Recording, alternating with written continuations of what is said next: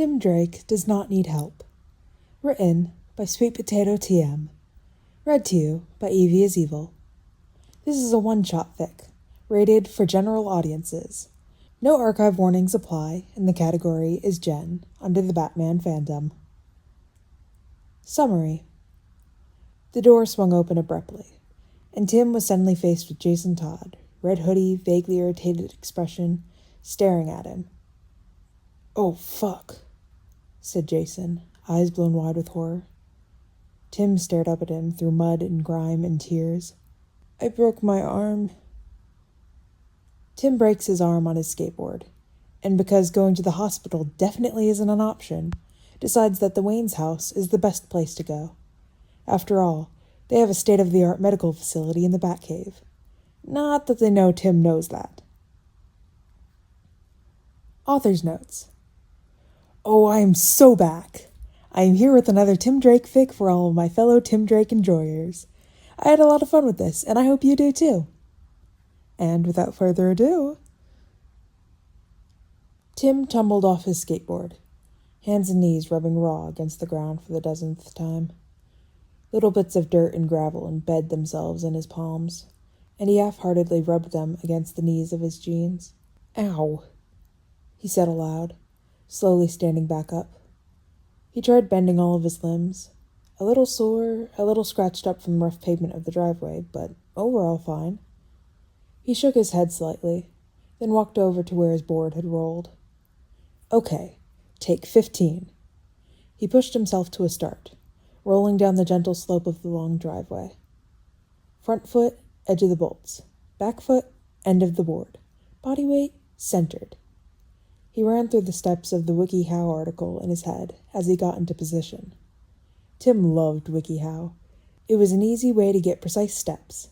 Like, when Mrs. Mac stopped coming with food every day, he went on WikiHow and taught himself how to make simple meals. And then, one day, when the furnace stopped working in the middle of January, back when he hadn't figured out how to bypass his allowance, he'd gone on WikiHow and spent 5 hours fixing it, while shivering so hard he could barely hold the tools. So, yeah, WikiHow was great. Tim sighed as he coasted to the end of the driveway. Okay, so he could do it this time. He wouldn't wimp out again. He turned his board with a quick movement before pushing himself back up the driveway. Okay. He positioned his feet properly, taking a deep breath. Then he popped off of the ground, jerking his feet in opposite directions. His board started to spin, and he felt a smile start to spread across his face as he focused on his movements. Then, it all went wrong. His skateboard landed on one side before the other, and it shot out from underneath him when he landed, sending him crashing forwards. Quickly, he stuck out his arms to catch himself, but he was falling too hard, and his wrists slammed into the ground at the wrong angle. For a second, it all went white. Tim gasped for breath, heart pounding. His head felt caught and fuzzy, and his lungs felt too big for his rib cage. He sucked in a breath, then another. Then his wrist exploded with icy hot pain, shooting up his arm and twisting through his veins. He let out a sound, muffled through gritted teeth, lying on his back on the cold, hard driveway. With every beat of his heart, a new wave of pain crashed over him, rolling and throbbing.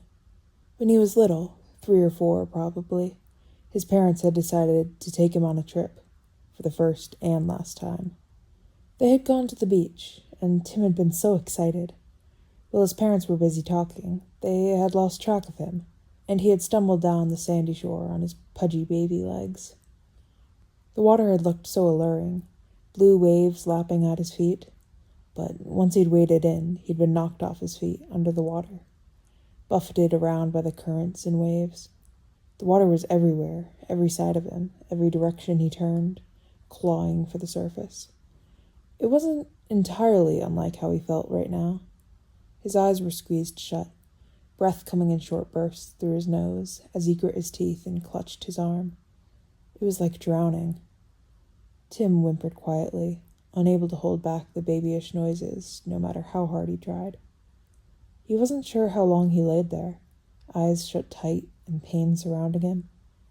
It all blended together eventually. Then Tim realized nobody was coming for him. Nobody would come for him. If he wanted help, he had to get it himself. Slowly, he pushed himself off the ground with his unbroken arm. His broken wrist pulsed with hot pain every time he moved, but he just held it close to his chest and straightened up. He stared at his skateboard, carefully and deliberately raising the middle finger on his unbroken arm. It pulled at the scraped skin of his palms.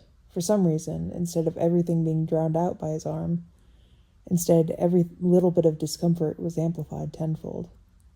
Then he turned around. He had to get treatment for his arm. It couldn't be a hospital because his parents would be unhappy and might take away his skateboard, or his camera, or his grocery budget, like that one very memorable time. After all, if he was seen going to the hospital with a broken arm, CPS would almost definitely get involved, which would not be good for them at all.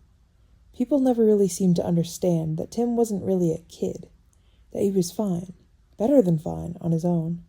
But there just so happened to be somewhere he could go where people were used to treating injuries and helping people. And it was just next door. Tim turned slightly, setting his sights on Wayne Manor. Then he paused. Just next door had never looked so far. Experimentally, he took a single step. Ow. The movement jarred his broken wrist. Broken arm? Broken wrist? He wasn't sure how to tell, and didn't really want to look at it anyways, no matter how steady he held himself. Every step he took hurt, but Tim could ignore that. What he couldn't ignore was the fact that the ground was slippery and wet from it being early spring, meaning he couldn't take his focus away from the dirt for even a second. After all, falling in this situation would not be good. One foot in front of the other, arm clutched to chest. Ignore the pain. Tim breathed in and out, carefully controlling everything about himself. Everything was completely under control. Even the pain became more manageable. Lying to himself was usually more effective than this. Step, step, step. Tim squeezed his eyes shut, breathing deeply as he walked. Ow, ow, ow. As he took a step, he felt his heel start to slide along the mud. With a squeak, he attempted valiantly to stay steady on his feet, but he felt them slip out from under him. With his last seconds of stability, he curled around himself, twisting so he would land on his back. The wind was knocked out of him, and Tim was left lying on the ground and staring at the sky. Tears bubbled to his eyes. This wasn't fair. This was stupid. All he'd wanted to do was learn a new trick. And now he was in the mud, not even halfway to Wayne Manor, and his arm was broken. A raindrop fell on his face, and Tim let out a frustrated noise, which quickly twisted into something closer to a sob. Of course this day could only get worse. Tim sighed. He had to get up, before his broken arm somehow worsened. Could that happen? This day kept getting worse and worse, so there was definitely a possibility. He took a deep breath, finally able to manage a full lungful, and rolled to his side. Cold, wet mud seeping through his shirt, smearing along his arms.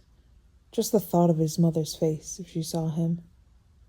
Tim rolled onto his knees, and then stood up. There. He'd gotten back up without his arms.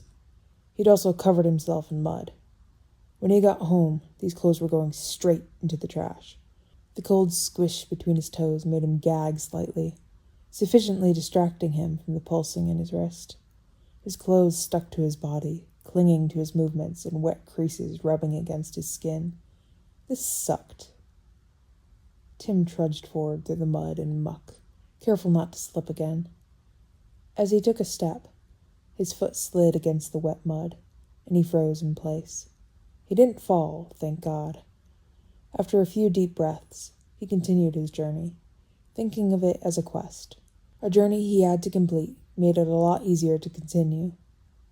The Wayne Manor grew in the distance, and Tim picked up the pace a little, half jogging now. His arm bounced and hurt with every step he took, but it was fine. He was fine. Eventually, the effort of actually staying on his feet outranked the effort of thinking, and Tim's mind slowed itself to a constant rhythm of ow, ow, ow. Ow, he thought as he stumbled out of the trees. Ow, he thought as he skirted around a puddle. Ow, he thought as he climbed up the steps of Wayne Manor. Everything snapped back into the place, including the pain. Tim took a deep breath, shutting his eyes and rolling back his shoulders. Always look your best. Obviously, he wasn't looking his best, given the fact that he was covered in mud. Tear tracks stained his face and his wrist was broken, but he could at least try. These were the Waynes after all. And more importantly, Batman and Robin. He had wanted to make a good first impression, one that wasn't an awkward formal greeting at a gala. After composing himself, Tim released his broken arm, letting it hang limply by his side, and raised his other hand to knock on the door. It came out shaky and feeble, enough that he wasn't sure anyone heard. Should he knock again? It didn't seem polite, but he wasn't sure if he'd been heard. He reached forwards again, hand hovering in midair for a second before he knocked again. The door swung open abruptly, and Tim was suddenly faced with Jason Todd, red hoodie, vaguely irritated expression staring at him. "Oh, fuck," said Jason, eyes blown wide in horror. Tim stared up at him through mud and grime and tears. "I broke my arm." There were a few seconds where they both stood, staring at each other in a standstill. Then suddenly, Jason snapped into motion, turning and bolting towards the stairs.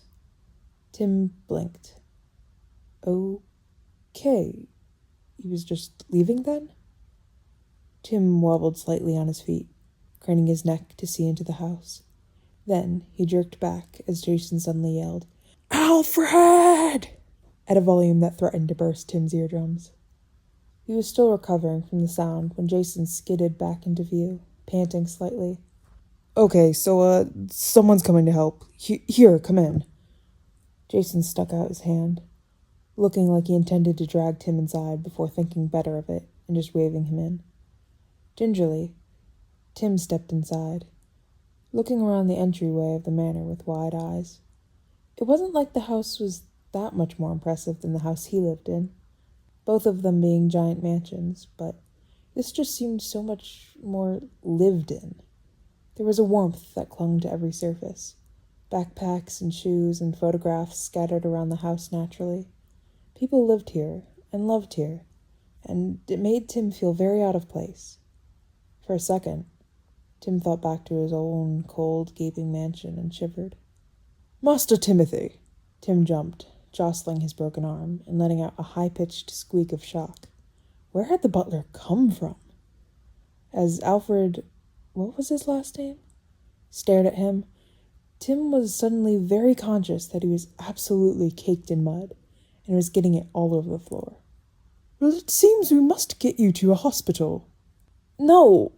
Tim was just as surprised as everybody else at his sudden outburst. "Sorry," he said quietly, staring at the floor. Then he jerked his head back up. "I can't go to the hospital," Tim said, trying to get it across as much as he could that hospitals were not an option. "Why not?" Jason said suspiciously. "I just can't," Tim said, frustration evident. He had spent all this time walking here. He didn't have time to argue about going to a hospital. Tears bubbled in his eyes, and he furiously wiped them away with his unbroken hand. Wet mud smeared over his face, and he rubbed harder and harder, trying to get it all off. "Hey!" Jason grabbed his wrist, and Tim flinched back. Sorry. His voice softened, like Tim was some spooked kid he was talking to as Robin. But Tim wasn't just a kid. He wasn't weak. "It's fine," he said, voice clipped as he shrugged away from Jason's soft touch. He moved to cross his arms, then was reminded of how bad an idea that was with a burst of pain. "Well, it seems to me that young Master Timothy needs medical assistance," the butler cut in, voice prim and slightly concerned. Tim turned his big, shiny eyes towards the butler. "Yeah, but..." Jason glanced at him. How are we supposed to do that? He stared pointedly at Alfred. Oh yeah, because they didn't know he knew. Tim briefly weighed the pros and cons in his head, and everything was overwhelmed by the fact that he had a broken arm. I know, Tim said. There, plausible deniability. Jason spun on his heel, red hoodie flaring out around his waist. What? He squeaked. He sighed, clutching his broken arm. He didn't have time for this. There was only so long he could pretend to be in zero pain. I know. Tim took a step forward, staring angrily. He was done with this. Either he got help, or he would go back home and try and set it himself. You know what? Jason asked, voice quick and urgent. He took a deep breath. No more turning back now. I know you're Robin. Can you please help me now? There were several seconds of stunned silence. Well, we better be on our way then, the butler suddenly said, turning and starting to stride down the hallway. Tim glances at Jason, who still looked to be in a considerable amount of shock, and scurried after him. Hopefully, the butler was going to actually help him, and not kill him for knowing Batman's secret. But then again, death might be preferable to his freaking broken arm. The hallways of Wayne Manor were wide and gaping, and Tim let his head swivel back and forth as he stumbled after Alfred. There were several old paintings. He was pretty sure he'd learned about the big one in class, and Tim nearly tripped on the tassel of a rug. Why was he so clumsy today? First, he broke his arm, then got covered in mud. He currently felt very guilty about tracking mud all over the house, and now he was almost falling over the Wayne's fancy rugs. Behind him, the tap, tap, tap of footsteps drew closer, until Jason appeared beside him. So, Jason started, and Tim rolled his eyes. Then he was immediately overcome with guilt, because even if he was super annoyed and in pain right now, it felt awful to be rude to Jason Todd. What? Tim gritted out, gripping the edge of a table as Alfred fiddled with a large antique grandfather clock. He wished he really had the energy to look around right now, because this house seemed really cool, this library is amazing, but he was in too much pain. The clock swung open, which was so cool. For a second, Tim just gaped at it. Then Alfred said, "Come along," and Jason nudged his back. And Tim started to walk down the darkened staircase. "Why aren't you out right now?" he asked Jason as they wove down the spiraling staircase. As Robin. When he heard Jason let out an annoyed puff of air, he regretted the question. Had he just upset Robin? He really hoped not. That would be really embarrassing. "I'm grounded," Jason grumbled after a second, sounding petulant. Tim tried not to laugh. Things were seeming a lot funnier now that the pain had faded into the background, either out of shock, an adrenaline crash, or just getting used to it. He didn't know. "Shut up," Jason grumbled, sounding irritated, but not really upset. It was strange, a tone of voice he wasn't really used to. "Right this way, Master Timothy," Alfred said as they emerged from the dark stairwell, ushering him towards what looked like a hospital bed, but black. Cool. Tim sat down heavily, stretching his legs in front of him. It felt so good to finally be able to sit down, after walking with a broken arm for however long. When he shifted, bits of dried mud flaked off of him and onto the floor, and he watched them fall with a vaguely interested expression. Jason sat down in a chair next to him, fidgeting slightly with the hem of his sweater. He looked at Tim's arm with a sort of glazed-over expression, clearly having seen the same thing many times before. But when he met his eyes, blue against blue, his brows crumpled in concern. Tim didn't know what to do when faced with that expression. It wasn't one that he was very familiar with. After all, he was fine. He was always fine. Even now, sitting in Batman's secret lair beneath his neighbor's house with a broken arm, he was fine. With a nervous hand, Jason reached out slowly, laying it on Tim's knee, his touch warm through the muddied fabric of his jeans. He stared at the other boy's hands touching him. When was the last time someone had touched him? Stupidly, Tim found his eyes welling up with tears, breaths quickening. With his uninjured arm, he reached up to scrub at his eyes, dirt turning to mud when mixed with the tears on his face and smearing across his skin. Why was he crying? Tim gasped for breath, a sob slipping out, and Jason looked at him. "Hey, Timmers," he said, voice soft and only a little awkward, as he scooted his chair a little closer. And the nickname only made Tim cry harder, folding forwards and pressing his face against his dirty and torn jeans, arms snapping with pain at the movement. Jason's hand lifted off his knee, pressing steadily against the place where his neck turned into his back. He couldn't decide whether to lean farther into the touch or crumple farther forwards into his knees.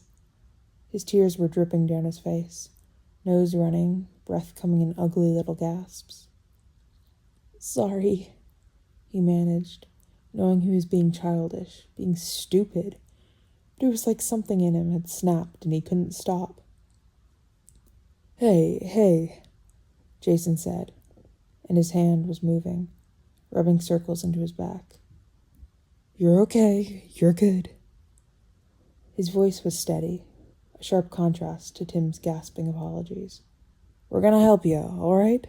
You're getting help." Tim didn't need help. He was fine on his own. He really was. He could have handled this on his own. He knew he could have, but he didn't have to. And that is the end of Tim Drake Does Not Need Help. Author's notes for this are, I actually really like this one, so if you hate it, don't tell me, well now. But please do tell me that you like it in the comments, as I am just a meager AO3 author. I must have the classic comment request in my endnotes, lol. And reader comments from me? I really did like this fic. This was a nice little sweet one. I think I'll try and post one-shots on Wednesdays. That's if I can find enough that interest me. Feel free to comment some in the comments and I might read them or post them, if I can get permission. Yay. Thank you for listening and have a nice day. Bye.